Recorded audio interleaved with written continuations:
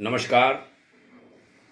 भाग्योदय विचार प्रवाह श्रृंखला का 81वां 81 चरण है आज रविवार 12 दिसंबर को।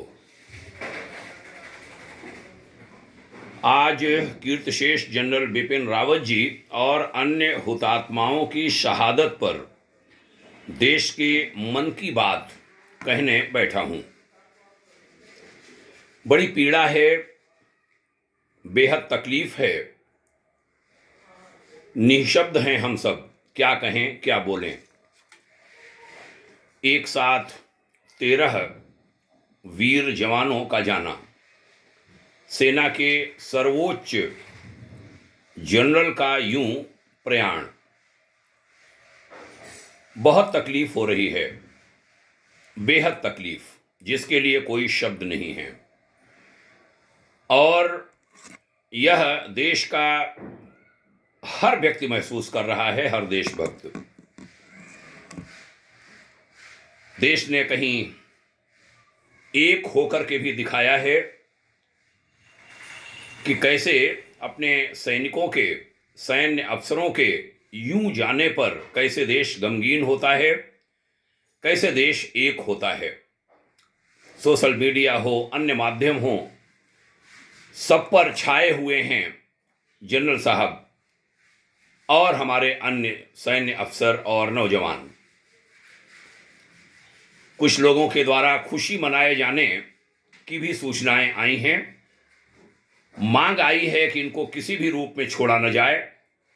जो ऐसी शहादत पर खुशी मनाते पाए जाएं, देखे जाएं और प्रमाणित हो जाए। वे शब्द मैं यहाँ कहना नहीं चाहता। उनको किसी भी रूप में नहीं छोड़े जाने की बात पब्लिक कह रही है, देश कह रहा है। इसी के मारे हमने कहा देश के मन की बात। ऐसे में पूरे देश को एक होना चाहिए। हमारा देश एक है, लेकिन कुछ चुने हुए ऐसे लोग हैं जिनको इसमें आनंद आ रहा है। कुछ पड़ोसी देशों में भी खुशी मनाए जाने के समाचार मिले हैं, वहां तो बात समझ आती है, लेकिन हमारे यहाँ ठीक बात नहीं लगती। ऐसे में श्री B.R. चोपड़ा के द्वारा निर्देशित महाभारत सीरियल की एक घटना याद आती है, एक दृश्य याद आता है। जब रात्रि के समय कुंती और गांधारी युद्ध भूमि में शरशैया पर पड़े भीष्म पितामह से मिलने जाती हैं, उसी क्षण दो सैनिक एक मृत सैनिक का शव उठाकर संस्कार के लिए ले जा रहे होते हैं।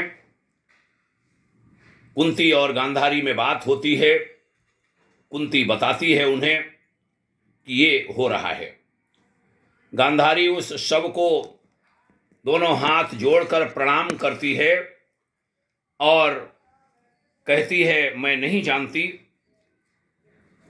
कि आपने पांडवों की ओर से युद्ध किया था या कौरव दल से, फिर भी मैं आपको प्रणाम करती हूं, क्योंकि आप इस महान राष्ट्र के सैनिक थे, वीर सैनिक थे। कहूंगा कि राष्ट्रवाद और कुछ नहीं, इसी भावना का नाम है। योद्धा पलंग पर सोकर प्रयाण नहीं किया करते, वे लड़ते लड़ते ही वीर गति को प्राप्त करते हैं। वो संसार के सर्वश्रेष्ठ योद्धाओं के बीच में रथ का चक्का लेकर उतरा बालक अभिमन्यु हो, या युद्ध भूमि में लड़ते लड़ते प्राण देने वाली लक्ष्मीबाई, या हमारे अमर शहीद चंद्रशेखर आजाद, या सरदार भगत सिंह आदि आदि। ईश्वर वीरों को वीर गति देकर ही सम्मानित करता है। यही उनके शौर्य का पुरस्कार है, यही परमवीर चक्र है। हम लोगों ने बहुत सारे संस्कार कराए हैं, उसमें एक श्राद्ध संस्कार भी आता है। श्राद्ध के कर्मकांड में एक विधि होती है जहां मृतक के लिए बने आटे के पिंड को तोड़कर उसके स्वर्गवासी पिता, पितामह यानी बाबा, और प्रपितामह यानी पर बाबा के पिंड में मिलाया जाता है।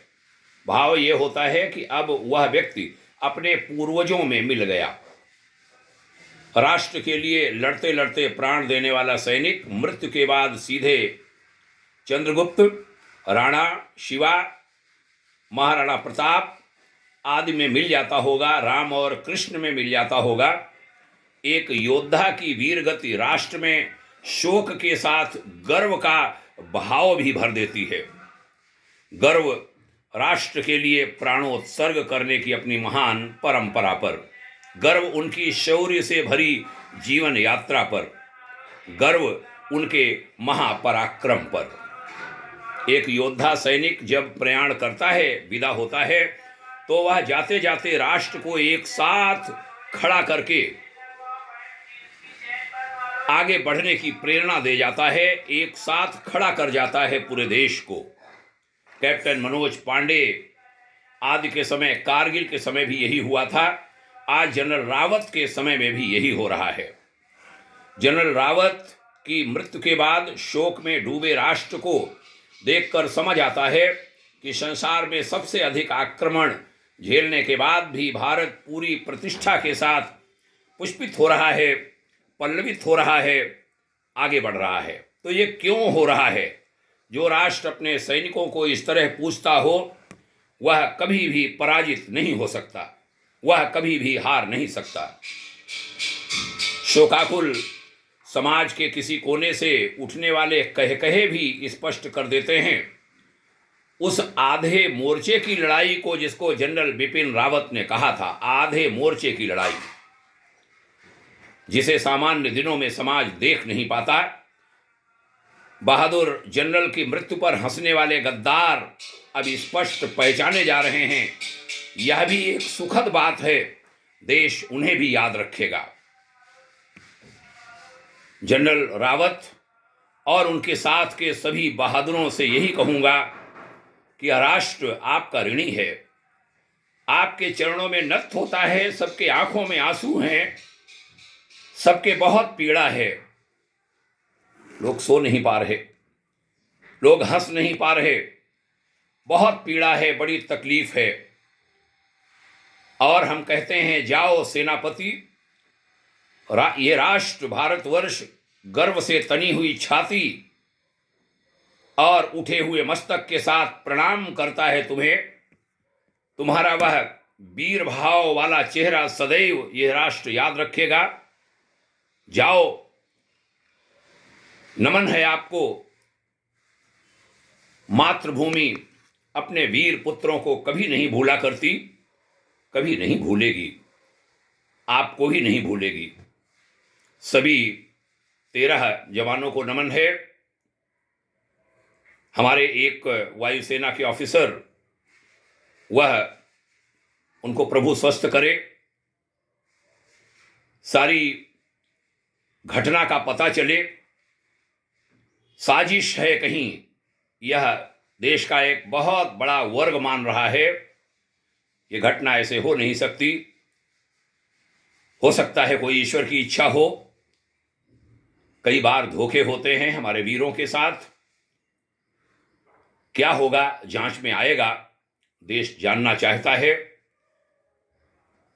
नौजवानों, आपको पुनः नमन। जनरल रावत, आपको बहुत प्रणाम। आज की भाग्योदय विचार प्रवाह श्रृंखला में यही विषय लेते हुए आप सभी को नमन। जय हिंद, शुभकामनाएं। ओम शांति।